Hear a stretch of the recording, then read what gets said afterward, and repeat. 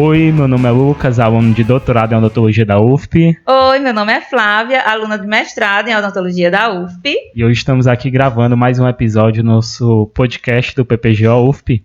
E com o professor hoje, professor do programa, professor doutor Arivelto Miranda Silva. Flávia, apresenta o currículo do professor Arivelto. Deixa eu apresentar o nosso convidado.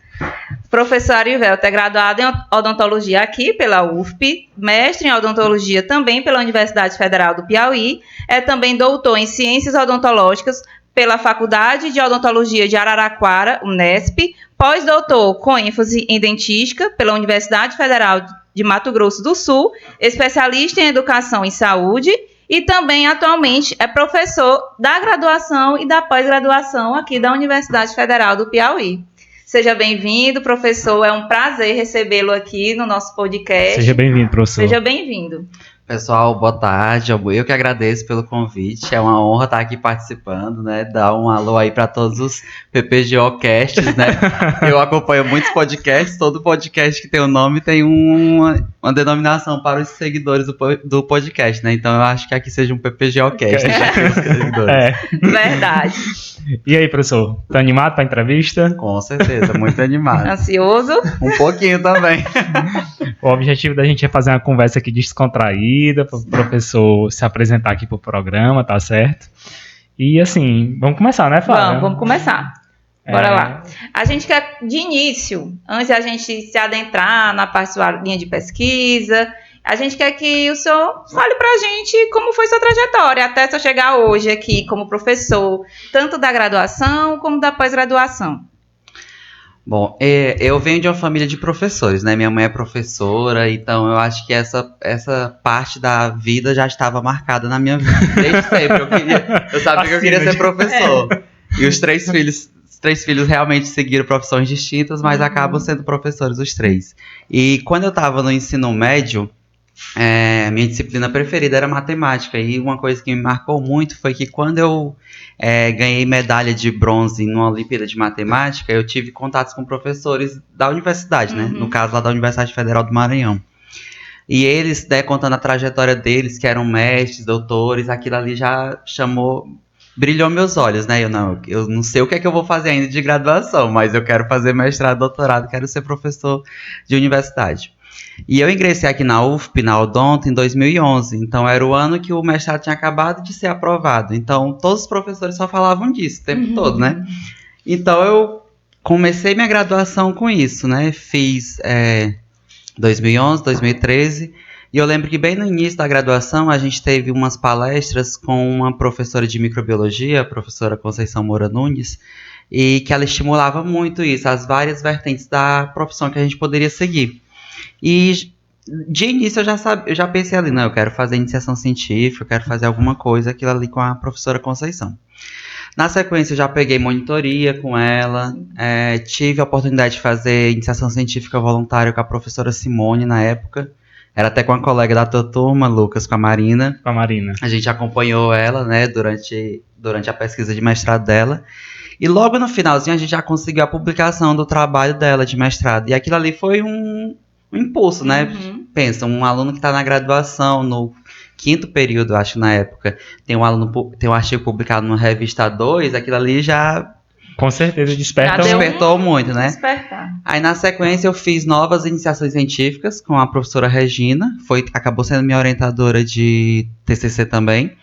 Então quando eu terminei a graduação eu já sabia que já tinha feito meu currículo durante a graduação pensando nisso na pós-graduação. Aí eu me formei em 2015, no meio do ano, 2015.1, e o processo seletivo do mestrado só seria em final do ano. E como eu não tenho família aqui, né, minha família é do interior do Maranhão, uma artimanha que eu fiz para continuar aqui, para poder fazer o mestrado, foi já conseguir um emprego, assim, antes da colação de grau. Não, pai, antes da colação de grau eu já tenho um emprego, porque eu tenho que continuar em Teresina, que eu quero fazer o mestrado. E aí eu fiz, na época eu me inscrevi em mestrado aqui, também me inscrevi em mestrado em Araraquara. Só que a prova de mestrado aqui foi primeiro, eu consegui a aprovação e De certa forma, não. Tá meio da minha zona de conforto, é onde eu conheço. Eu já sabia que provavelmente eu conseguiria fazer o mestrado sob orientação da professora Regina. E eu não, vou continuar aqui no mestrado. Continuar em casa. E aí eu fiz o mestrado durante os 2 anos. Fiz os 2 anos, consegui ser bolsista durante os 2 anos. E quando eu estava concluindo o mestrado, aí veio a época de fazer o doutorado, né? E embora o mestrado aqui seja em clínica odontológica e eu fosse orientado pela professora Regina, a gente não fazia pesquisa especificamente na área de dentística, né? Mas desde o final da minha graduação, as minhas maiores afinidades eram por dentística e prótese. Eu sabia que eu queria fazer uma das duas especialidades, né? E quando eu estava terminando o mestrado, aí eu me inscrevi em 2 doutorados também. No de Bauru, da FOB, que era onde a professora Regina tinha feito sua pós-graduação, e de Araraquara, onde o professor Rosendo tinha feito. Então eu vou ter que seguir um dos 2, né? Da mesma forma como foi aqui, a prova de Araraquara foi primeiro, eu obtive a aprovação, nem cheguei a fazer a de Bauru. A de Bauru. E aí eu passei 3 anos e meio em Araraquara fazendo meu doutorado. Lá o período normal de curso são 42 meses, prorrogável também. Mas eu consegui concluir nos 42 meses. Quando eu estava prestes a concluir o doutorado, surgiu uma oportunidade muito boa em Mato Grosso do Sul. E aí todo mundo que vê meu currículo pergunta, o que é que tu foi fazer lá no Mato Grosso do Sul? Pois é, quando eu tava no Lattes, eu falei, meu Deus, eu não sabia. A gente estava naquela época de final de pandemia, então vários processos seletivos eram de forma remota ainda. E o de Mato Grosso do Sul, além de ser forma remota, era totalmente gratuita a inscrição. Então eu não tinha nada a perder, né? Eu estava na véspera de defender já o doutorado, então eu vou tentar, né? Fiz o processo seletivo, obtive a aprovação. E coincidentemente, eu fui para lá trabalhar com uma professora que era colega de doutorado da professora Regina. E eu não sabia disso, a professora Regina não sabia que eu estava concorrendo na época também, foi uma coincidência muito boa. E foi um lugar muito bom para mim. Eu costumo dizer que, tipo, foi uma continuidade do meu doutorado, né? Eu acabei estudando um pouco mais lá. E aí, nesse período, eu tinha acabado de defender o doutorado, fiz o primeiro concurso para professor efetivo, que foi lá em Minas Gerais, na Federal de Juiz de Fora, mas no campus de Governador Valadares. E na época, eu obtive boas notas, tanto em prova escrita e prova didática, mas eu fiquei um pouco frustrado porque a minha nota de títulos foi muito baixa, né? Porque embora eu tivesse produção acadêmica, produção científica boa, eu não tinha experiência nenhuma ainda, né? Tinha acabado de começar. Não tinha dado tempo. Não tinha dado tempo ainda. Aí eu fiquei classificado, fiquei em 5º lugar na época e voltei para Campo Grande, né? Para continuar o meu contrato lá. E aí eu pensei, não, eu tenho que continuar aqui em Campo Grande, como lá na Federal de Mato Grosso do Sul não tem programa de pós-graduação específico em odontologia. Já teve, mas infelizmente foi fechado. Eu pensei, não, eu tenho que me inserir em pesquisa de alguma forma. Então eu fui atrás de um professor da física, que também orientava pessoas de odonto, e foi quando eu fiz meu pós-doutorado lá com ele. Então eu fiz pós-doutorado voluntário, sem bolsa, e ao mesmo tempo eu era professor da instituição. Muito bom. Aí continuei as duas coisas. Nesse meio tempo, por várias Qual foi o ano já? Isso já foi em 2023. 2023. Não, 2022, 2022. Perdão. Eu cheguei em Campo Grande em agosto de 2021, fiz o concurso de Governador Valadares em novembro de 2021 e comecei o pós-doutorado em janeiro de 2022.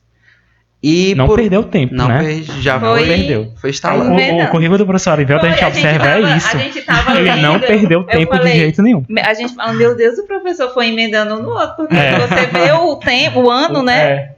É um colado ao outro.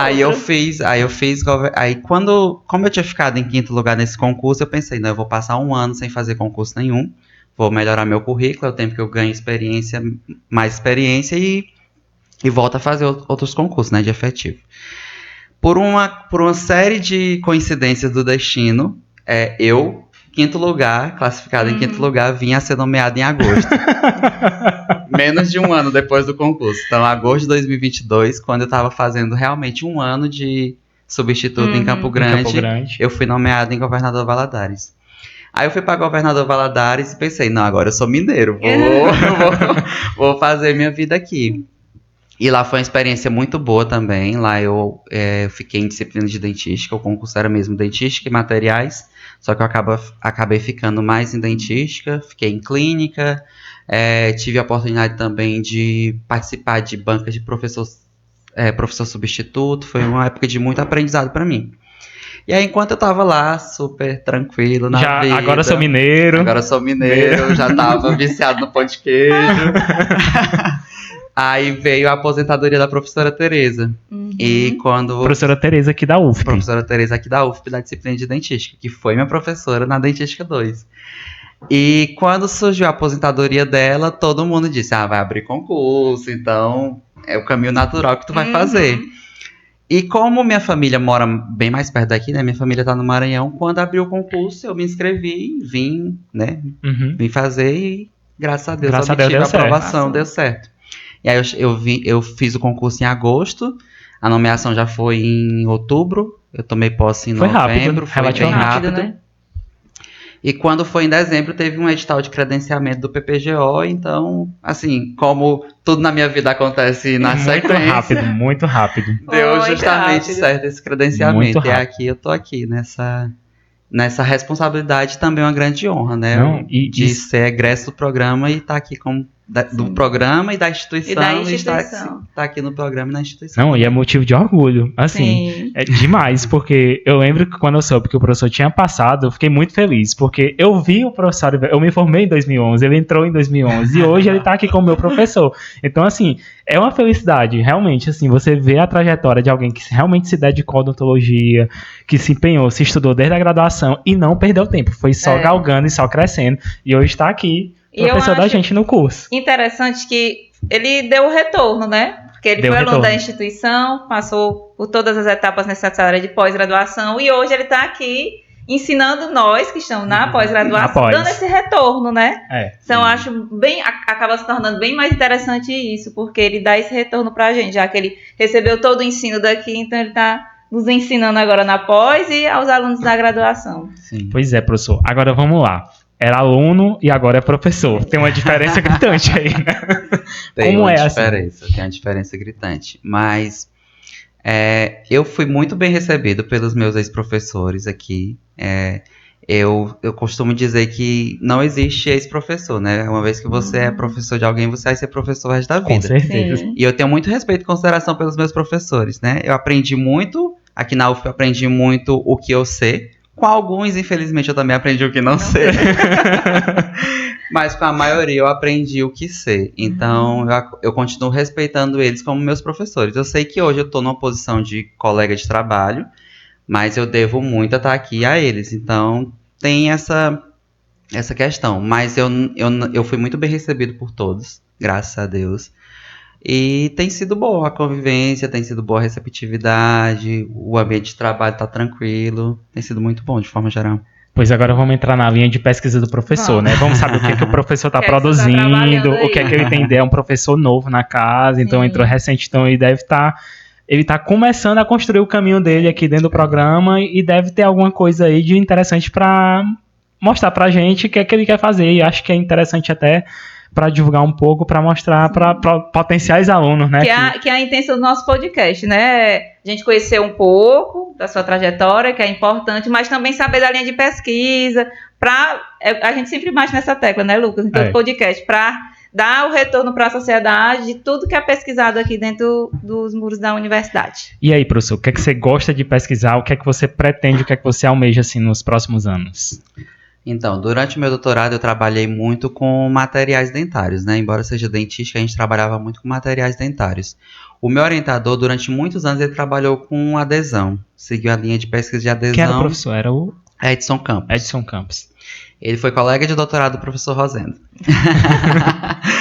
Aí, quando eu cheguei lá, ele estava seguindo uma nova linha. Ele tinha adquirido um CAD/CAM, né? Que ele é muito clínico também. CAD/CAM para curso de especialização, aperfeiçoamento.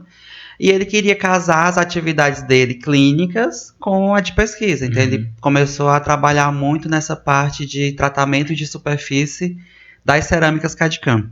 O que é o CAD/CAM? Assim, para quem não... O CAD/CAM, de certa forma, software de você obter uma restauração totalmente assistida por computador. Então você faz o preparo cavitário, um dente, você faz escaneamento, dispensa a etapa de moldagem, e a partir daquele próprio modelo virtual você consegue fazer o desenho da sua futura restauração. E uma máquina acoplada, que a gente chama do CAM, né? O CAD é do desenho, o CAM é da manufatura mesmo, propriamente dita. A gente obtém a restauração através de blocos prensados, né, blocos de CAD/CAM. Então a restauração, o que seria levado para o laboratório é obtido imediatamente ali no ambiente já de consultório. Já uma fresadeira, né? Ela produz. Isso. Já produz a restauração. A restauração só. Cimentar na boca do paciente. E aí, inicialmente, os materiais que eram desenvolvidos para trabalhar nessa tecnologia CAD/CAM eram cerâmicas, mas hoje a gente já tem materiais híbridos e também resinas, né, disponíveis para CAD/CAM. E diferentemente das resinas que a gente tem como tratamento de superfície basicamente apenas o polimento, nas cerâmicas a gente consegue fazer ou um polimento ou uma etapa de glaze, que é uma aplicação de um líquido, né, que é basicamente uma cerâmica mais viscosa e passa por um tratamento térmico e aquele líquido acopla na superfície. Então fica um envidraçamento, né? Quando a gente faz a tradução direta é até mesmo esse termo que é obtido. Um envidraçamento ou um polimento. E até hoje não está totalmente estabelecido na literatura qual é o melhor tratamento de superfície para as cerâmicas, se é o glaze ou se é o polimento. E o meu orientador seguiu por essa linha, né? Tanto de verificar essas diferenças em polimento e glaze, como nas diferenças propriamente ditas do glaze, porque como ele é um tratamento que precisa de uma etapa térmica, né? Tem um forno que você obtém a restauração, faz esse tratamento de superfície e leva para o forno antes de cimentar, tem diferenças, né? Por exemplo, de você fazer uma queima ou 2 queimas, se você faz uma queima e tem uma queda muito brusca da temperatura, né? Um resfriamento muito rápido, vários protocolos que podem interferir. E aí era isso que a gente trabalhava durante o doutorado, né? Cada orientado dele seguiu mais ou menos uma linha. A minha linha eu segui voltado, inicialmente era outro projeto que a gente não conseguiu concluir por causa da pandemia, mas no fim das contas eu segui uma linha de repolimento. Porque o que é que eu observava em pacientes lá durante a clínica? Muitos pacientes voltavam em pouco tempo com uma propriedade de superfície ali da cerâmica, da restauração cerâmica, que não estava totalmente satisfatória, de cor ou um pouco mais rugosa, um paciente que era fumante, um paciente que tinha uma alimentação um pouco mais ácida. E às vezes, né, diferentemente da restauração, que não é um procedimento tão oneroso, você refazer uma restauração direta em resina composta, se você pensar em fazer isso novamente em cerâmica, é um custo muito alto e é totalmente desagradável para o paciente. Então a gente começou a observar tanto em estudos in vitro, que tinha já poucos estudos, mas já tem desse repolimento na cerâmica, a gente conseguia recuperar essas propriedades, principalmente propriedades ópticas, de brilho, de cor, né? Conseguia recuperar isso. E aí eu testei isso simulando um desgaste erosivo abrasivo, né? Vendo se a minha hipótese era justamente pacientes que são expostos a essas condições e que têm restaurações cerâmicas. A gente já sabe na literatura que eles são mais propensos a degradar em pouco tempo essas restaurações, mas o que é que a gente poderia fazer em pouco tempo que não viesse a ser uma substituição daquela restauração? E aí a gente conseguiu observar que o repolimento ele é capaz de recuperar propriedades, dependendo da cerâmica, né? Consegue recuperar a lisura superficial, sem prejudicar tanto as propriedades mecânicas e, consequentemente, também recuperar as propriedades ópticas. Isso foi o que eu trabalhei no meu doutorado. E é uma linha que eu estava bem confortável, né? Se eu pudesse, eu continuaria tranquilamente nessa linha. O único problema é que trabalhar com cerâmicas é muito caro. É um material muito caro. Lá em Araraquara, a gente tinha a vantagem de, como a gente tinha muitos cursos, né? Muitos cursos, assim, dos professores de aperfeiçoamento e especialização, a gente aproveitava os remanescentes dos blocos para CAD/CAM, para a gente levar para a cortadeira de precisão e obter aqueles espécimes. Então, a gente fazia um financiamento da pesquisa da parte clínica. Os pacientes pagavam aquele procedimento e acabavam financiando a nossa pesquisa também, né? Que a gente utilizava os restinhos ali dos blocos. Mas aqui isso ficaria inviável, né? Principalmente para mim que estou começando, né? Não tenho no momento nenhum... Não tem um laboratório estruturado para isso, não tem financiamento, é muito difícil.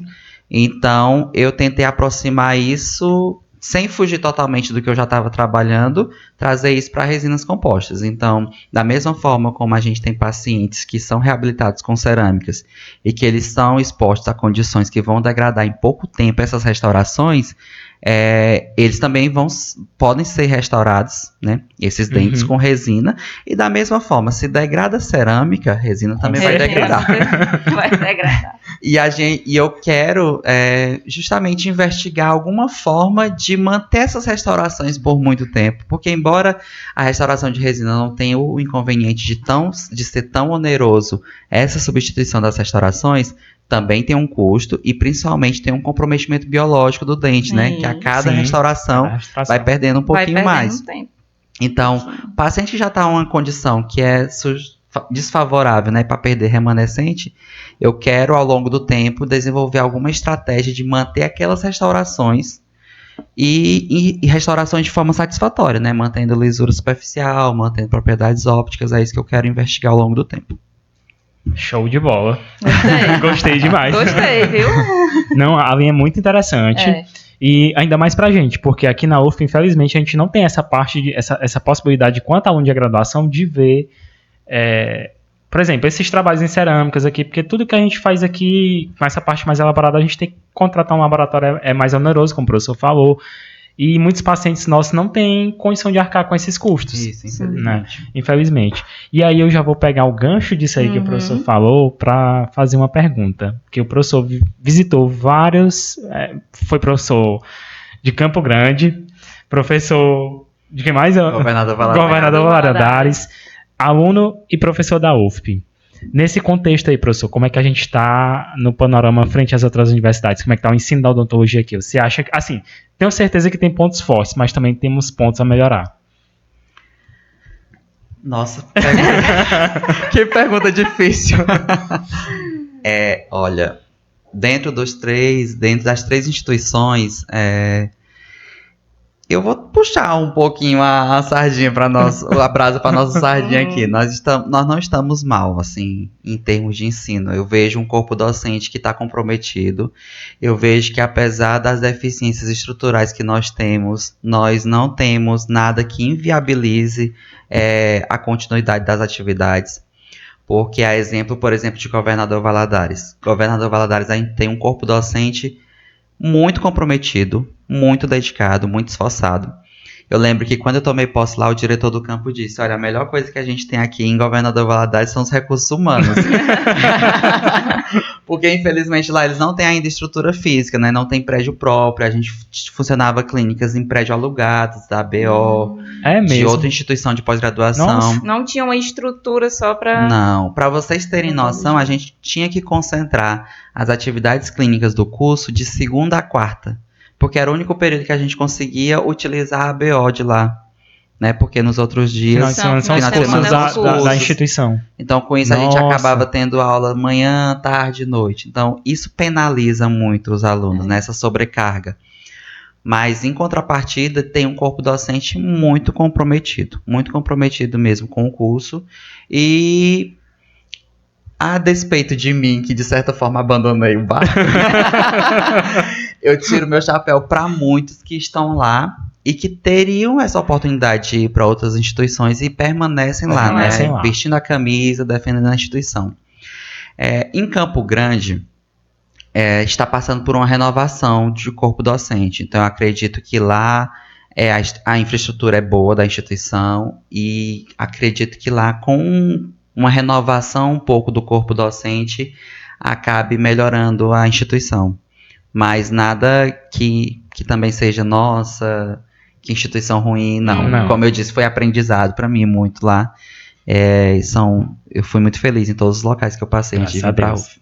Foi ótimo. E aqui na UFP? Aqui na UFP estou muito feliz também. Mas assim, professor, e as perspectivas aqui? Você acha que você vai conseguir agora, entrando, porque foi um aluno que viu as necessidades e as deficiências enquanto aluno. Sim. Perspectiva de mudança enquanto professor, o que é que você vislumbra assim? Olha, eu vejo que a gente tem uma disciplina, uma área de dentística que os professores foram muito receptivos comigo, né? De certa forma, eu estou dividindo disciplina agora com a professora Carol, tem outras, também fico nas orientações dos estágios. E a gente está sempre tentando, né, trazer um professor que tem uma formação mais recente, que foi aluno dos outros 3, para a gente tentar aproximar o que tem de protocolos clínicos, do que os alunos realmente querem fazer, para a gente tentar aproximar isso aqui para eles, né? É claro que muita coisa a gente depende de regulamentação, né, de grade, de currículo. Não é nada que eu queira, nossa, eu tô chegando aqui e mudar. Já quer mudar. Não, nem, chegou agora, chegou agora, hein? Eu só quero, eu acho que eu acho que isso é uma vantagem do corpo docente ser heterogêneo, principalmente em época de formação, né? Tem pessoas que já estão há mais tempo na carreira, eu que estou chegando e tenho uma formação mais recente. Eu acho que justamente é isso, né? Tentar coisas que eu preciso pegar deles ainda para esse meu início de carreira e alguma coisa que eu possa contribuir também, né? Principalmente em vivências que eu tive diferente. Minha formação, embora seja também dentística, eu acredito que de certa forma foi diversificada, porque eu fiz uma parte dela aqui, outra parte em Araraquara. Então, acho que é mais ou menos isso. A gente mesclar, né? Mesclando as coisas. Trocar. Sempre o conhecimento ali entre eles. E ouvir muitos alunos. Eu acho que isso também é um ponto diferente que a gente está seguindo. Eu acho que isso mudou muito da minha época da graduação para cá. Porque a gente acaba tendo que ouvir. A gente como professor só está aqui na instituição por causa dos nossos alunos. Sim. Então a gente precisa ouvir muito eles do que eles querem de fato aprender. Claro que não dá para trazer para eles tudo que eles querem. Não, porque senão eles vão fazer clareamento no primeiro período. Exatamente. Vou querer fazer faceta sem ter aprendido uma classe 1 e aí vira uma bagunça, né? Mas, de certa forma, tentar, né, aproximar os anseios deles com as necessidades do currículo que a gente tem. Eu acho que acaba todo mundo ganhando. Eu percebo que em relação... Não cheguei a ser aluna do professor, né, na graduação, mas eu percebo muito isso nas redes sociais e mesmo conversando com os alunos da graduação, a proximidade, não só do senhor, mas de outros professores, né, recém-chegados, com os alunos, né, que eu acredito seja um diferencial e acaba se perpetuando também para os demais que já estão na casa há muito tempo. E a gente vê que de primeiro, né, eu também sou formada em nutrição lá em 2016, havia uma distância muito grande entre o professor e aluno. Eu acredito que o respeito deve existir sempre, né, independente de você ser próximo ou não. Mas existia essa distância, tipo, o professor chega, ele tá com o plano de aula dele ali, ele não quer ouvir o aluno, ele não quer saber o que é que os alunos querem conhecer, estão curiosos. E o que eu tenho percebido depois que eu entrei, também como experiência na odontologia, né? De uma maior proximidade dos professores com os alunos e dos professores agora recém-chegados, que eu vejo nas redes sociais, uma maior proximidade ainda com os alunos, dando voz a eles, querendo ouvir. Claro, igual o professor disse, né? Chegar querendo fazer clareamento, faceta no primeiro período, mas tentar saber o que é que eles estão querendo conhecer naquele momento. Manejar tudo isso aí, né? Os interesses e as necessidades da formação desses alunos. Porque de certa forma acaba também impactando negativamente para o nosso curso se a gente tem egressos que vão sair daqui sem ter aprendido o que eles necessitam fazer na clínica, né? Claro que a formação básica aqui da universidade é formar um cirurgião dentista generalista. Mas não é a realidade de todos sair daqui e ir para o serviço público, né? Tem muitos que vão mesmo para clínicas particulares e precisam suprir a demanda dos pacientes. Então, eu acho que o básico, assim, claro que nenhum vai sair daqui especialista em dentística, especialista em endo, especialista em prótese, né? A depender das suas particularidades ali. Mas o máximo que a gente puder aproximar essa realidade pós-graduação para os alunos, eu acho que é muito válido. Certo. Aí, pegando esse gancho aí, professor, falando na pós, o que é que você está vislumbrando aí para os seus novos... Tá com quantos alunos de orientando? Só um. Quem é o... A Neuane. A Neuane. A Felizarda. O que é que você está planejando para ela? A Neuane, a gente vai seguir esse plano que eu falei de Não precisa dar Da detalhes da degradação pesquisa, não, porque a gente também não quer. Não, mas não tem nenhum problema não em relação a isso. A gente vai seguir essa linha da degradação da resina exposta a pacientes que têm alguma exposição a fator de risco para desafio ácido. E a gente vai casar isso com assim, um dilema que tem até hoje na realização de restaurações de resina, que é o quê? Como eu estou pensando em, ao longo do tempo, traçar estratégias para essa manutenção da resina, né, da resina composta, das restaurações diretas, a gente tem que pensar não apenas no tratamento de superfície feito depois da obtenção da restauração, mas também em alguns passos que são cruciais durante a realização da restauração. Como, por exemplo, fotoativação, isso já está bem estabelecido, né, necessidade de uma boa fotoativação, mas tem alguns pontos que ainda são conflitantes, não são consensuais, como, por exemplo, a realização do polimento, né? Aí tem essa questão do polimento imediato ou polimento tardio. A gente segue ao longo da vida sabendo de vários problemas de fazer um polimento imediato. E também Mas não é a realidade. Mas não é a realidade. Não é a realidade. E a gente tem alguns problemas também de fazer o polimento tardio. E em algumas situações, eu não sou radical, por exemplo, não defendo cegamente uma técnica, não defendo cegamente outra. Acho que por isso que o meu perfil é mais professor universitário do que professor de rede social de curso, né? Que eles têm que defender fielmente apenas uma técnica. Eu não consigo. Tem que ter um grupo, tem que ter um lado. Eu não consigo fazer isso. Então eu acho que nessa questão do polimento também a gente não é radical. Não é só polimento imediato, não é só polimento tardio. E eu quero verificar se nesses pacientes que imediatamente estão sujeitos a uma condição mais desafiadora, que já é propensa à degradação da resina, qual seria, né, se tem algum benefício ou um malefício a gente fazer esse polimento imediato ou tardio? Eu quero começar a tentar descobrir alguma coisa sobre coisa isso. nessa linha aí. Lucas, vamos agora para... Pronto. Que a gente tem uma seleção aqui de perguntas. A gente fez um pouquinho diferente também, para não ficar só a gente perguntando. A gente tá gravando podcast aqui à tarde. Hoje pela manhã deu um insight aí, rapaz, vamos atrás dos alunos da pós e vamos entregar quem é o nosso entrevistado para eles no podcast. E aí a gente, olha, hoje o nosso convidado será o professor Arivelto, professor de dentística e professor do programa. Então a gente quer saber de vocês o que é que vocês querem saber dele. E aí tivemos 11 perguntas aqui pro professor Arivelto e a gente vai trazer agora... Sim, 11 perguntas, 11 perguntas. Eu também seria um desses curiosos. Eu ia fazer pergunta também. Quer começar, Flávia? Não, pode começar.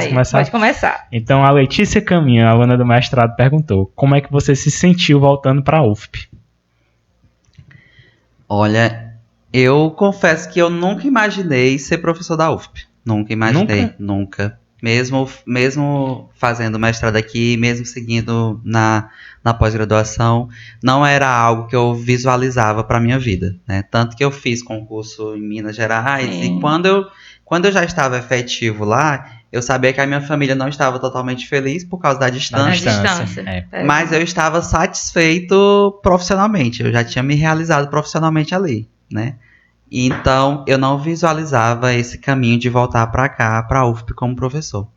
Mas, para mim, foi uma realização pessoal muito grande, uma realização profissional muito grande, e eu acho que é uma responsabilidade enorme, né? Eu fico muito feliz de estar aqui, eu sei que, né, é o objetivo de muitas pessoas, e de muitas pessoas que não tiveram as oportunidades que eu tive.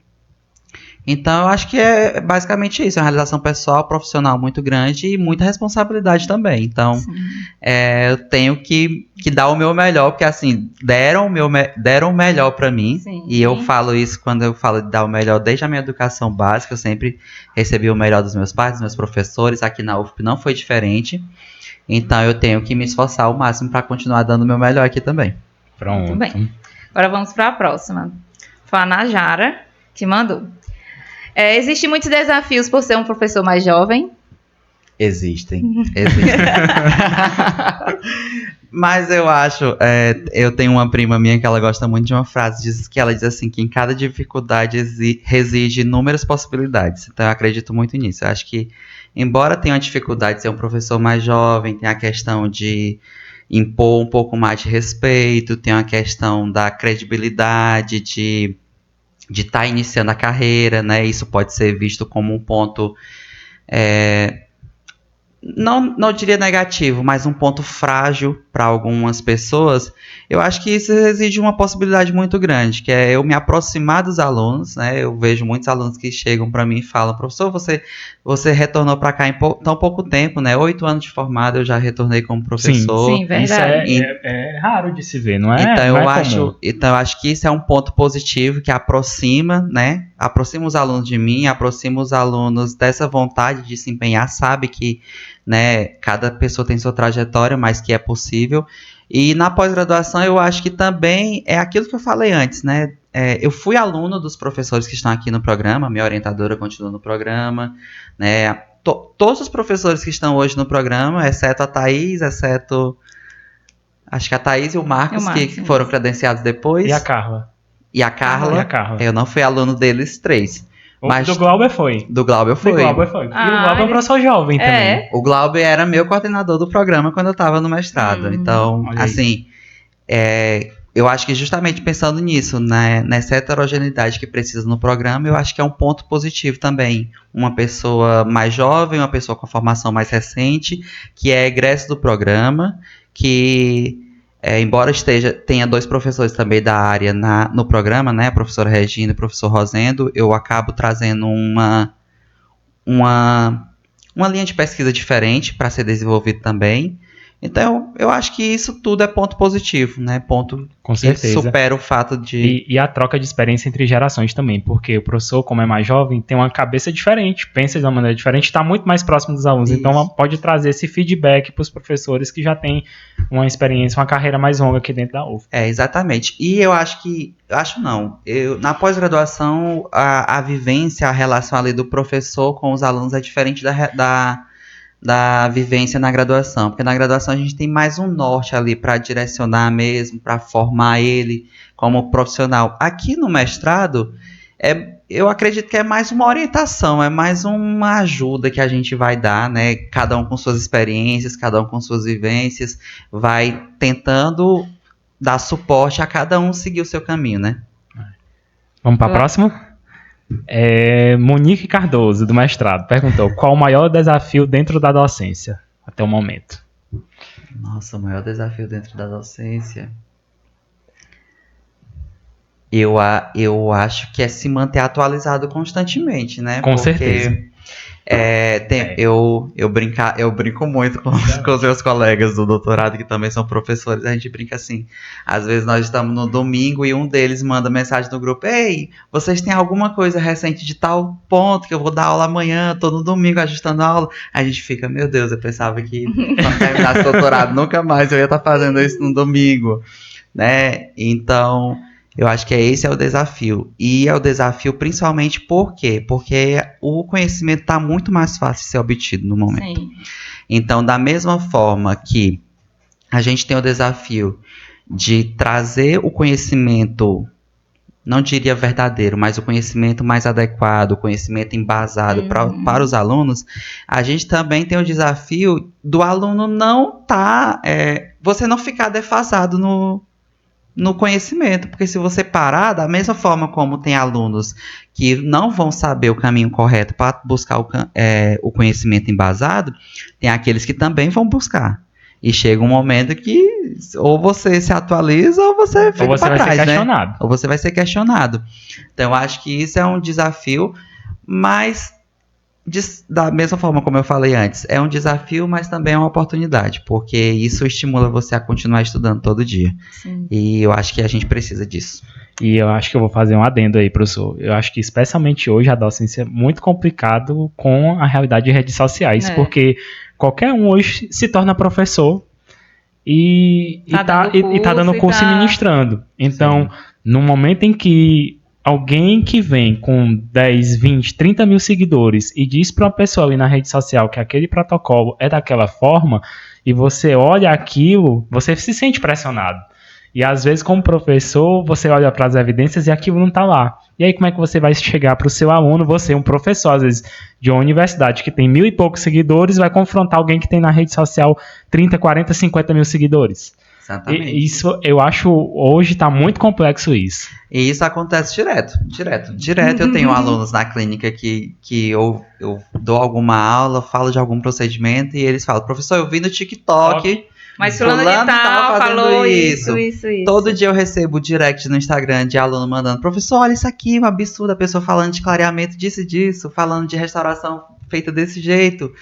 E é o nosso desafio constante, né? Tentar, né, de formiguinha em formiguinha, vendo se consegue melhorar isso aí. Casa exatamente com o que o professor falou. Você tem que estar realmente bem embasado, bem atualizado para você chegar para o aluno e dizer, olha, entendo que você viu isso, mas vamos ver aqui, peraí. Vamos olhar, a evidência que a gente tem é essa, tá aqui e é isso.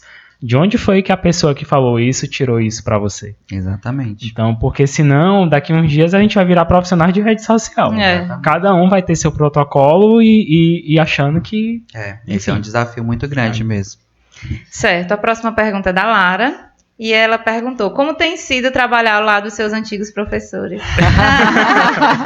Eu recebo essa pergunta direto. Assim, vários amigos meus me perguntam isso. Eu, de certa forma, acho que não me acostumei ainda, não.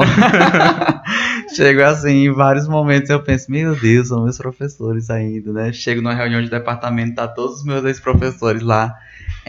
Mas é muito bom, é uma satisfação muito grande. E eu acho que para eles também acaba sendo uma satisfação, né? Ver um egresso, um ex-aluno deles. E você que trabalhou ali lado a lado, você consegui. O senhor que trabalhou lado a lado com a professora Regina e hoje está ali, eu acho que tem um peso ainda maior, né? Já que ela te acompanhou ali bem do iniciozinho. Sim, com certeza.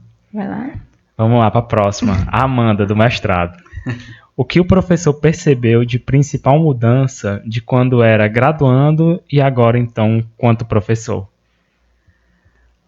Olha, no início a gente conversou sobre isso, né? Eu vejo que a relação professor-aluno tá muito diferente, né?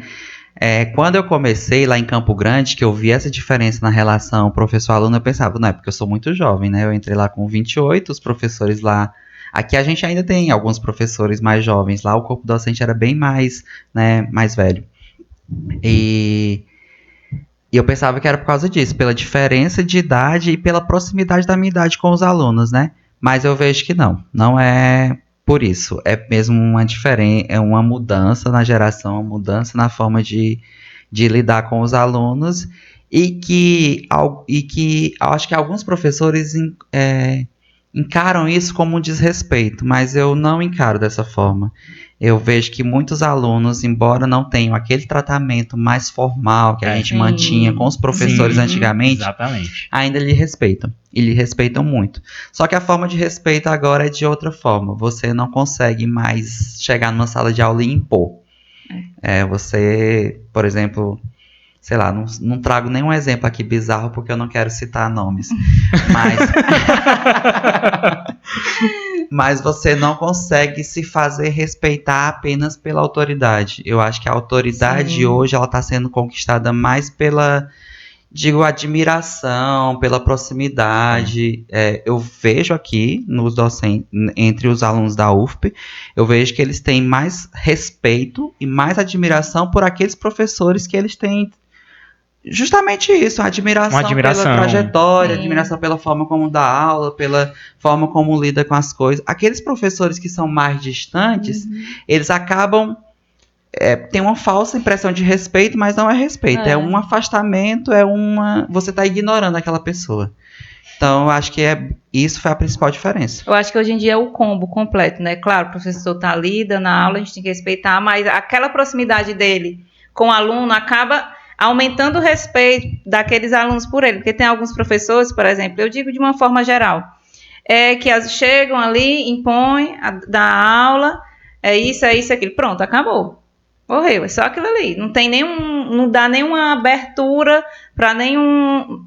Quando eu falo assim, abertura, eu sempre falo na parte do respeito, o respeito sempre estando ali, mas não dá nenhuma chance de proximidade com o aluno. Eu acho que ali acaba sendo... Aí tem outro professor que o aluno já vê de outra perspectiva, acaba tendo mais respeito por aquele, do que aquele outro que está impondo, que não dá abertura. Isso, Flávia. E assim, existe uma linha tênue, claro que existe uma linha muito tênue entre o respeito e a proximidade, mas que deve ser mantido. Só que eu penso o seguinte, nós somos de uma profissão que lida com pacientes, com pessoas o tempo todo. Como professores, nós estamos lidando com os alunos. Como é que a gente consegue manter uma boa relação, um bom ambiente de trabalho, se não tiver o mínimo de... Não vou dizer para ser amiguinho, não é isso. As pessoas acho que interpretam de uma forma muito equivocada, justamente aqueles extremos, ou 8 ou 80. Mas eu acho que tem um meio termo ali que deve ser alcançado para manter uma boa relação ali. Aí, só completando aqui a pergunta da Amanda, que ela fez 2 perguntas em uma, né? E em relação às técnicas restauradoras do que é ensinado na UFP, houve alguma mudança do seu período que era aluno para hoje? Tem algumas atualizações, por exemplo, eu lembro que quando eu estava na graduação a gente tinha uma defesa muito mais forte, por exemplo, do uso da clorexidina após o condicionamento ácido ali. Hoje a gente vê que a gente pode utilizar, mas que ela não é tão crucial, né, que não tem um efeito que se mantém com longevidade. Eu acho que CIV também, né? Sim. Meu número de vida. Na minha época que eu fiz, tinha uma coisa muito técnica sanduíche. Hoje em dia a gente não vê muito isso. Mais. O amálgama também, né? Eu não sei se hoje ainda é dado na parte da dentística. Ainda é ensinado na dentística, né? Na dentística. Mas são feitas ainda restaurações de amálgama dentro das clínicas da UFP? Muito pouco. Eu lembro que até no meu tempo de pediatria, eu acho que a gente fazia amálgama adesivo. Eu também fiz amálgama adesivo. Fizemos amálgama adesivo, mas essas turmas eu já vejo que não faz mais. Em clínica, mas não tenho orientado nenhum amálgama, não. Amálgama. Só na parte de laboratório, né? Ensina. Aí quem fica lá é a professora Regina, o professor Roseno, mas eles continuam, sim. Continuam, né? Próxima. Deixa eu passar aqui para a próxima. A próxima é bem interessante, que eu e o Lucas até a gente estava discutindo antes do senhor chegar. É do Marcos Início, a pergunta. Os procedimentos de dentística já foram muito considerados como algo que se aprende com o tempo, o que nem é preciso de especialização, mas vejo que já está mudado. Nesse sentido, o que a especialidade dentística tem a oferecer ao profissional e que se o senhor tem percebido isso, porque a gente estava até conversando, né? Sim. Que eu já cheguei, quando eu estava na graduação, eu gosto muito dessa parte de dentística. Eu pensei, não, vou fazer a especialização em dentística. Já falaram, não, pra que tu vai fazer a especialização? Quê? Não precisa. Só pra fazer a restauração, seu paciente não vai valorizar Não isso. vai valorizar. Você vai, por exemplo, trabalhar numa popular dessa, ela não importa se você tem especialização em dentística ou se não tem. Então, ainda tinha muito isso. De não precisava, porque era o básico, né? Que você precisava era feijão fazer. Com arroz da odontologia. Era o feijão com arroz. Olha, eu vou até utilizar um exemplo que eu vi hoje nas redes sociais. Tem uma dentista de São Luís que eu sigo, que eu admiro muito, que ela estava colocou um caso que teoricamente seria muito simples, que era reconstruções de incisivos inferiores, e que ficou muito bonito, muito bem feito. E ela colocou o caso e disse assim, olha, a especialidade dentística é igual um curador de artes, né, de obras de artes, né. Qualquer pessoa pode chegar lá e limpar, né. Mas só um especialista vai saber exatamente o cuidado que tem que ter, qual cada parte que tem que ser valorizada. E quando eu falo isso, eu não falo só da especialidade dentística. Eu acho que cada especialidade tem seu respeito, justamente por isso que a gente tem várias elas, né? E a dentística tem essa conotação um pouco mais pejorativa de não precisar de um aperfeiçoamento maior, justamente porque acaba sendo um procedimento que se faz muito na graduação, né? Mas eu discordo totalmente desse pensamento. E eu falo para vocês o seguinte, né? Eu não fiz especialização em dentística. Eu saí daqui do mestrado e fui pro doutorado e pensava justamente em fazer especialização e doutorado juntos. E quando eu cheguei lá no doutorado, como os nossos professores são muito clínicos, eles já botavam a gente de cara para dar aula, para ficar em aula, né? Tanto aula teórica como acompanhando a clínica, mesmo fazendo procedimento ou acompanhando. Então não fazia sentido para mim, no momento, fazer especialização numa turma que eu já tinha até dado aula, né? Mas eu defendo totalmente esses pensamentos. Se é uma especialidade que você tem que seguir, a dentística tem seu valor como especialidade, e a gente tem muitas especializações boas, cursos bons hoje no Brasil. Eu acho que isso também era uma deficiência até pouco tempo, principalmente aqui em Teresina, por exemplo, a gente passou um bom tempo sem ter nenhum curso de especialização em dentística. Sim. Nem funcionando. Justamente por isso, por causa desse preconceito das pessoas achar que é um procedimento. Mas hoje a gente tem já cursos bons aqui em Teresina, cursos próximos, e tem, né, eu acho que tem uma boa procura. Eu tenho um colega, inclusive, que sofreu por isso, né, ele tá morando no interior, e ele quis fazer especialização de dentística. E todo mundo falava pra ele, cara, tu tá morando no interior, por que tu vai fazer uma especialização de dentística? Faz uma especialização de endo, faz uma orto, alguma coisa. E ele começou a mudar a realidade. Como é que ele fez isso? Da mesma forma que tem gente utilizando as redes sociais pro mal, para disseminar informação sem nenhuma base científica, ele começou mostrando todo dia os casos dele, mostrando, né, a importância de um isolamento bem feito, mostrava e foi ganhando credibilidade. Ele está fazendo especialização e está ganhando credibilidade nisso. Então eu acho que é muito você acreditar no que faz e defender aquilo. Que eu acho que esse é o caminho. Certo. E só mais um adendo, né, professor? Acho que com tanto material novo, que agora o negócio engrenou, você vai se ver na obrigação de entender e compreender todos esses materiais. Então a especialidade ela vai se tornar cada vez mais importante e vai entrar no desafio de se manter sempre se atualizado nisso aí. E só completando assim, ultimamente eu tenho dado poucas aulas em pós-graduação. Eu não sou dedicação exclusiva ainda na universidade. Já solicitei isso, mas não sou ainda. Mas os meus colegas que dão muitos cursos para profissionais já, aperfeiçoamento, especialização, a gente tem conversado muito sobre isso. E às vezes a gente vai ministrar uma aula que a gente pensa, nossa, isso é tão simples para uma pessoa que já está formada, eu não vou acrescentar nada. E a gente vê que, infelizmente, eles não têm o conhecimento suficiente para aquilo, entendeu? Eu lembro que, acho que uns 2 meses atrás, eu fui ministrar aula de isolamento absoluto. Eu pensei, meu Deus, eu vou falar de isolamento absoluto para uma especialização. O que é que eu tenho para falar? E era totalmente novo, entendeu? Tinha muitas coisas que eram novas. Acho que é justamente isso. Passa ali de uma forma mais batida durante a graduação. Às vezes você acaba fazendo muito, mas faz muito sem fazer direito, né? Segue aquela teoria do macaco, que, né, tem uma hora que os macacos da jaula estão fazendo a mesma coisa, sem saber por que eles começaram a fazer aquilo, né? Então, eu acho que é isso. Certo. Com certeza. E aí? Tem... Isso aqui... Do Marcos Vinícius também. Marcos Vinícius fez perguntas bem interessantes. Quais as tendências e perspectivas no ensino da dentística de hoje? Nossa. É uma pergunta difícil. Tendências e perspectivas. Será que é mudança de material? Eu acho que a principal tendência, assim, perspectiva, é porque a gente tem uma gama muito grande de materiais disponíveis hoje, né? E acaba que se você quiser testar tudo, trabalhar com tudo, você não vai oferecer, de certa forma, nada para o seu paciente. Então, eu acho que você tem que testar, né? Claro que quando sai um novo material, é sempre interessante você ir testar se tem algum avanço, né, que seja melhor para os seus procedimentos, mas eu acho que isso é uma principal dificuldade hoje. E outra dificuldade, outro assim, compromisso assim da especialidade da dentística é porque a gente fica muito focado na dentística restauradora, na dentística estética, mas a gente também tem uma parte de dentística conservadora, né, de dentística de manter aqueles dentes vitais, manter aqueles dentes rígidos, manter aqueles dentes sem restauração também.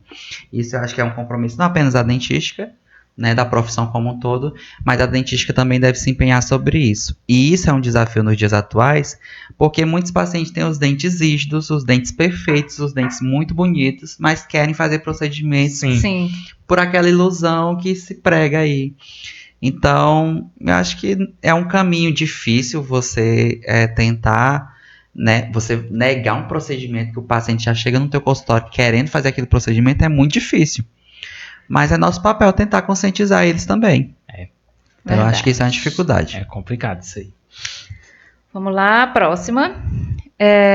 O senhor agora, atualmente como professor, entrando na parte da dentística, né, junto com os demais professores, vislumbra implantar alguma mudança no plano de ensino da disciplina, algo novo que venha a somar no plano de ensino da disciplina? O senhor está chegando agora. Olha, eu trouxe... Isso realmente eu vou pecar, porque eu não tenho certeza se é uma novidade. Eu acho que eu não tenho certeza se foi eu que trouxe essa novidade para a disciplina. Mas na Dentística 2, agora a gente acaba ensinando também restaurações semidiretas, que isso não era uma realidade. Não era. Na minha época não era realidade. Não era, não. Eu acho que isso é uma demanda crescente nas clínicas. Eu via Verdade. muito aluno querendo fazer. Eu cheguei no estágio 4, né? Quando eu ingressei, eu não fui direto para a Dentística 2, né? Já ingressei em um meio de semestre, eu fiquei mais em estágios, né? E eu via principalmente alunos do estágio 4 com muitos casos e querendo fazer essas restaurações semidiretas. E eu via que na disciplina não tinha. Então a gente já tem essa aula na disciplina. Agora, né? Eu tentei fazer nesse semestre já um laboratório com eles, a gente não conseguiu fazer, infelizmente, mas é um plano que eu quero, porque assim, embora a disciplina Dentística 2 seja clínica, é importante que alguma coisa que você não fez ainda em paciente, você consiga fazer ali no laboratório, né? Nem que seja um laboratório extra, alguma coisa assim. Então, eu não tenho, eu peço até desculpas para os professores que já estavam antes, se eu nunca confirmei isso, se já estava sendo ministrado antes Eu não ou sei foi na de parte agora. no meu tempo. Eu vim fazer desse tipo de restauração já no último período, no estágio, mas na parte laboratorial, no meu tempo, eu também, não, no meu tempo, que eu lembre. Nos meus Não. longínquos tempos, não. E eu acho que. E aí, Não, ao longo, algumas coisas vão sendo mudadas, né? Conforme vai evoluindo Sim. também. Sim. Por exemplo, da minha época da graduação para agora, eu vejo, por exemplo, na aula de clareamento, a professora Carol já inclui agora um tratamento com infiltrante resinoso, que é uma técnica também conservadora. Sim. Né? Eu vejo que a disciplina está acompanhando, né, essa tendência mudança, aí, essa essa mudança. Marcos Vinícius, de novo. Quais os impactos e dificuldades da aplicabilidade do que se ensina na teoria na clínica e especialmente com a realidade de conseguir, né, assim, vou contextualizar primeiro a pergunta dele. Dentro da UF a gente trabalha com licitações de materiais. Sim. Então, nem sempre na licitação vem os melhores materiais. Então, a pergunta dele vem bater justamente nisso, né? Quais são essas dificuldades da aplicabilidade do que a gente tem assim de padrão ouro na literatura com o que a gente pode fazer dentro dos muros da universidade? Olha, a nossa especialidade de dentística é uma disciplina que sofre muito com essa questão dos materiais, porque tem muitas coisas, muitos procedimentos que nós somos materiais dependentes. Eu não posso chegar para um aluno e dizer que eu vou conseguir o mesmo resultado de uma faceta com a resina X, que vem na licitação, e uma resina Y que só tem lá no consultório. Seria muita ilusão eu garantir isso, né? Eu tenho que trabalhar com essa realidade para o aluno. Então, eu acho que a principal dificuldade é o quê? Durante a aula, você tem que trazer para o aluno o ideal. Sim. E o real também. Porque, embora diga assim, essa dificuldade é só aqui na UFP. Não é só aqui na UFP. Não. Quem for para serviço público vai lidar com essa mesma dificuldade. Exatamente. Eu me viro nos 30 com o que eu tenho lá na Exatamente. UBS, mas então, a gente faz com o que tem, né? Exatamente. Então, a gente precisa traçar esses meios, né? Por exemplo, trazendo o exemplo da restauração semidireta. O protocolo mais... Assim, o protocolo ideal de se fazer a restauração semidireta seria um próprio silicone para obtenção do modelo. Que aqui na UFP a gente não tem. E só porque a gente não tem eu vou deixar de fazer? Não posso, né? Da mesma forma que lá no serviço público eles também não vão ter esse silicone para o modelo. Então, o que é que faz? A gente molda com alginato mesmo, obtém um modelo de gesso, faz a restauração sob o modelo de gesso. Isso tem dado super certo. Então, eu acho que o desafio é isso. Trazer algumas alternativas, né, para fazer esse paralelo, o mundo ideal e mundo real. Mundo real. E é o mundo real que eles vão... E aí, outro problema, assim, outra dificuldade desse paralelo entre o mundo real e o mundo ideal é porque nem sempre a gente tem evidências desse mundo real. Sabe? A maioria dos materiais a gente já tem, graças a Deus. Por exemplo, os adesivos que a gente utiliza, a gente tem embasamento. Resina que a gente tem embasamento. Mas pode ser que em algum momento né? Eu espero que a gente não lide com esse desafio aqui, mas eu já lidei com isso em outras situações, que a gente teve que trabalhar com material que tinha, que a gente não tem embasamento nenhum, sabia? Era um material que tinha acabado de ser lançado no mercado, que a gente não tinha previsibilidade nenhuma do uso dele, e era o que tinha, então a gente tinha que utilizar. Isso é uma dificuldade também. Certo. A próxima pergunta da Caroline, do doutorado. Tá finalizando, Tá professor. finalizando. Não, mas eu tô amando as perguntas. Tá finalizando. Como você construiu um perfil diferencial que fez ser aprovado como professor em 2 universidades? Nossa, Carol me ferrou com essa pergunta. Olha, eu acho assim, quando eu tava aqui nos 2 anos do mestrado, e é até um conselho que eu dou para mestrandos e doutorandos. Pronto, viu? momento solene aí, vamos lá. Eu sinto que eu desperdicei um pouco os meus 2 anos de mestrado Foi mesmo, aqui. professor, não acredito. Eu pensei que você fosse falar Ao contrário, eu também. Se vocês observarem o meu currículo, durante os anos do mestrado eu não publiquei nada. Então, era um tempo que eu estava aqui como bolsista, a minha pesquisa não era nada complicadíssimo e eu publiquei pouco. Então, eu acho que naquele período ali eu deveria ter publicado mais. Aí, quando eu cheguei no doutorado, aconteceu justamente o inverso. A gente conseguiu ter um grupo muito, muito coeso, muito unido. E acabava um impulsionando o outro. Então, foi um período que eu publiquei bastante. Eu acho que, assim, diferencial, eu poderia dizer que eu nunca me perdi em caminhos paralelos, né? Eu tinha traçado, como eu falei, eu não tinha essa visualização de que eu seria professor aqui da UFP. Mas a minha visualização é que eu queria ser professor de universidade federal. Não queria ser professor de particular, eu queria ser professor de uma universidade federal. Então eu segui traçando o meu currículo para isso. Eu sabia que eu precisava de publicações, mas que não apenas isso, eu precisava também de prática clínica, por isso que eu fiquei na clínica durante todo o meu período de doutorado. Eu precisava, né, traçar redes de colaboração, então fiz, né, minhas amizades que eu mantenho até hoje, que eu mantenho parceria com eles também. Então eu acho que foi isso, e acabou que foi trilhando de certa forma todas as oportunidades, né? Com certeza. E eu acho que o diferencial, agora a minha visão como professor, eu acho que foi não perder tempo, saber o que queria e não desistir. Porque eu vejo que muita gente, ela nos primeiros obstáculos, ela começa, não sei se é isso, não sei se eu vou.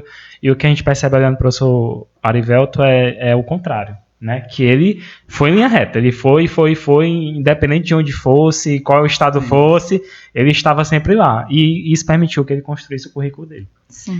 E aí uma coisa, por exemplo, que eu trago muito esse exemplo de quando eu fui não reprovado, eu fui classificado, né, no concurso lá em 5º lugar.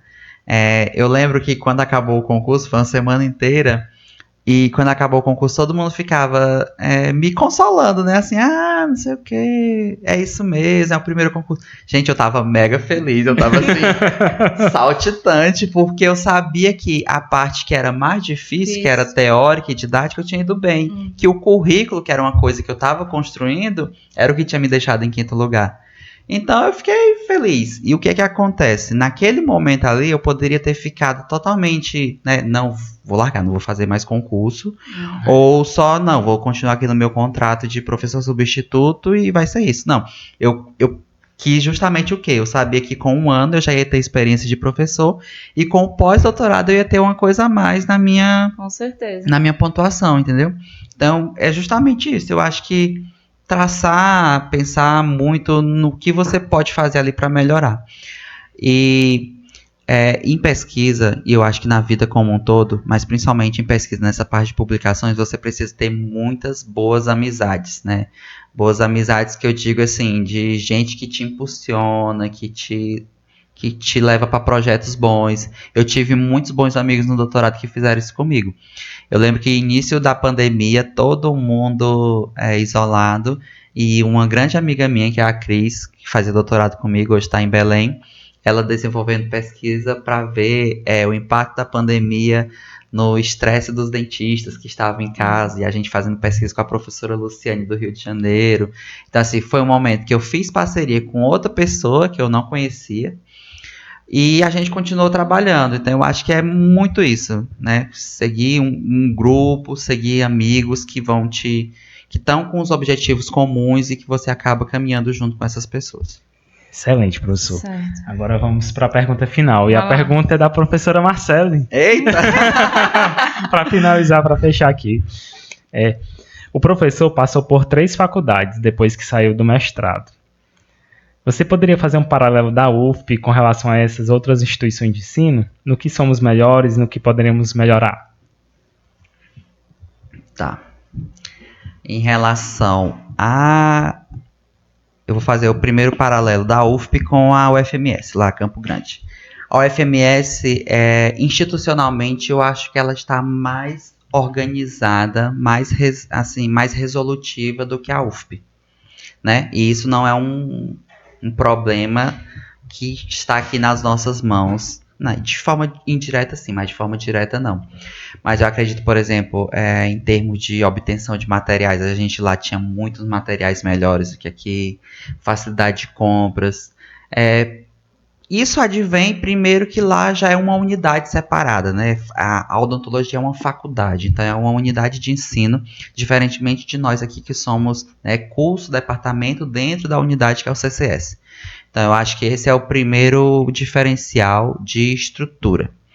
Mas de ensino, eu não tenho nada a dizer que nós estamos aquém da UFMS, da UFJF. Não, eu acredito que de ensino nós estamos muito bem. E nós temos um diferencial aqui da UFP em relação à UFMS, porque eu acredito que lá, não sei se foi no mesmo período, ou foi um pouco antes, que lá foi criado também o programa de pós-graduação.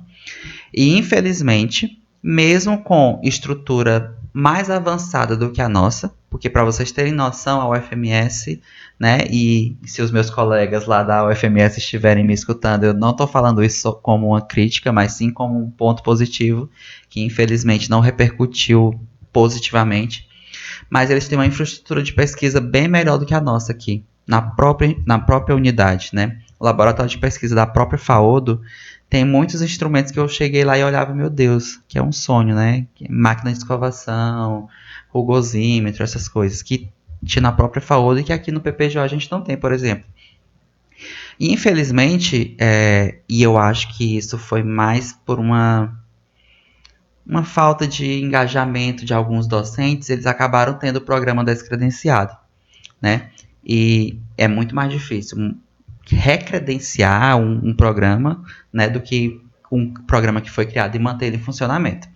E aqui há muito desafio, muitas lutas, eles conseguiram manter o programa, têm conseguido criar o doutorado e subindo nota. Então eu acho que isso é um ponto extremamente positivo. Em relação ao FJF, como eu já até tinha comentado um pouco antes, eu acredito que o principal ponto que aqui na UFP a gente poderia trazer de positivo que eles têm lá é o maior engajamento dos docentes, porque aqui a gente não tem esse engajamento por todo o corpo docente. Claro que a gente tem professores que dão a vida por isso aqui, sim, né? Certeza. Mas se fosse diluído em todos os docentes o trabalho, a gente conseguiria ter um engajamento bem melhor, um desenvolvimento bem melhor do curso. E quando eu falo isso, pode pensar que por estar aqui no PPGO, eu estou falando de todos os professores estarem no PPGO, e não é isso, né? Eu acho que realmente tem perfis e perfis, né? Não precisaria, ou se precisasse, não sei, né? Não tenho capacidade para falar sobre isso, de ter todos os docentes da odontologia aqui no PPGO. Mas se todos os docentes da odontologia fossem realmente engajados no curso, né, de uma forma mais firme, eu acho que seria positivo para todos. E o nosso positivo aqui em relação ao FJF é a estrutura, que eles não têm, né? Como eu falei, o FMS tem uma estrutura melhor do que a nossa, a UFJF infelizmente está capengando nesse ponto, né? Nessa parte de estrutura que depende mais da instituição em si do que do corpo docente propriamente. Pois é. Sim, isso. pronto. Né? Foi excelente, nossa, foi muito ótimo. bom, o tempo passou assim, ó. Muito rápido. Muito rápido. Muito bom. Professor Arivelto, só agradecer a você mais uma vez por ter topado o convite. A entrevista aqui foi excelente. E assim, a gente deseja muito sucesso com você. Eu fico orgulhoso por ter feito parte do programa, visto toda a trajetória do professor Arivelto e eu ser aluno dele. Então, fico muito feliz, assim. E desejar sorte. Espero que daqui para frente, como é um professor jovem, que tem a cabeça bem aberta, que tem muita ideia nova, vai conseguir alavancar ainda mais o programa de pós-graduação, vai conseguir fazer muitas pesquisas, acho que vai conseguir, aos poucos, trazer equipamentos para cá, melhorando ainda mais a estrutura de pesquisa. E só desejar sucesso e perguntar se o professor quer deixar alguma mensagem final, alguma coisa. Gente, antes da mensagem final, eu quero agradecer, não apenas pelo convite, eu estava um pouco ansioso, mas foi excelente, e eu estava seguindo a trajetória dos podcasts, né, e pensando assim, gente, né, na sequência vai vir, sei lá, professora Marina, professora Cacilda, mas aí vocês me convidariam, meu Deus, destoaram muito. Não mesmo. Mas eu agradeço muito pelo convite, foi bem divertido, eu gostei muito das perguntas e parabenizo vocês pela iniciativa, eu acho que está sendo bastante positivo, tanto para o programa, como para quem já está aqui, como para quem é egresso, né, ter esse contato com o nosso programa e para atrair pessoas, né, ainda mais para os futuros discentes do nosso programa. Como mensagem final, eu quero deixar de uma forma geral que a gente tem que se empenhar muito aqui nessa etapa de pós-graduação, né? Eu vejo muita gente que se lastima, que diz que é uma etapa difícil, uma etapa pesada. Eu não sei se eu sou um outlier, mas assim, um outlier de sorte, mas eu não tenho esse pensamento da pós-graduação. O meu momento da pós-graduação foi um momento muito feliz, né? Eu tive muita sorte em relação a isso. E eu acho que se você abraçou isso para a sua vida, você tem que fazer da melhor forma, não apenas de produção, mas de fazer isso de forma feliz para você. Curtir o processo. E outra coisa que eu queria pedir, e aí agora não é mais como aluno, como egresso, mas como professor, é justamente isso que eu falei, né? Da gente se empenhar mais, de tentar produzir mais, tentar publicar mais. Eu vejo que, né, ninguém quer, por exemplo, terminar o mestrado, doutorado e ter lá no seu Lattes um programa que, Deus me livre, foi descredenciado ou que caiu a nota. Então, eu acho que isso é também um compromisso nosso, né? Eu vejo isso como um compromisso vestir a camisa. Nosso como professores, e eu, como professor e egresso, tenho esse compromisso também de manter o nosso programa cada vez melhor. Então, eu quero, né, de certa forma, pedir isso, que acaba sendo, né, uma forma positiva para todo mundo, né, porque a produção repercute, né, no currículo de todos e acaba sendo, né, positivo. E eu também quero fazer um pedido pro professor. Você não perder essa sua chamazinha aí, desse engajamento e desse vestir a camisa que eu tava falando aqui, porque eu acho que é isso que vai fazer o programa crescer cada vez mais, e a gente tá precisando disso, de sangue novo e de sangue com vontade. A gente agradece a participação. Obrigado. Seu nome a gente pensou desde o início, porque eu acho que é o nome mais próximo, né? Apesar que a gente tem outro exemplo, a professora Cacilda também, que foi egressa, mas o senhor entrou recentemente aqui, então, para mostrar que às vezes você entra no mestrado, na pós-graduação, pensar, você é professor da universidade, está tão distante. Claro que não é rápido, né? É só um passo. Tem um processo, mas para ver que é algo que é possível. É possível. Se você trabalhar, se esforçar, é possível. E está aqui o nosso exemplo. Quem tem vontade, se espelhe no professor Arivelto. E aí tá a prova viva de que é possível. É possível. Então foi um prazer recebê-los aqui, recebê-los no nosso podcast, mais um episódio.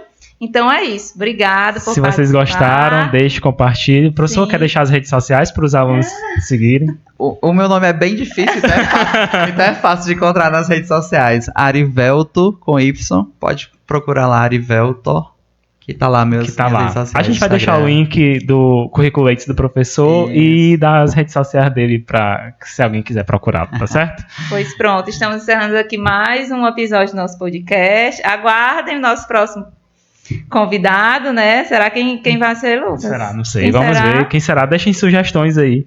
A gente agradece. Eu já dei algumas sugestões aqui, viu? Gente, pois até mais. Tchau, tchau. Tchau. Gente, obrigado.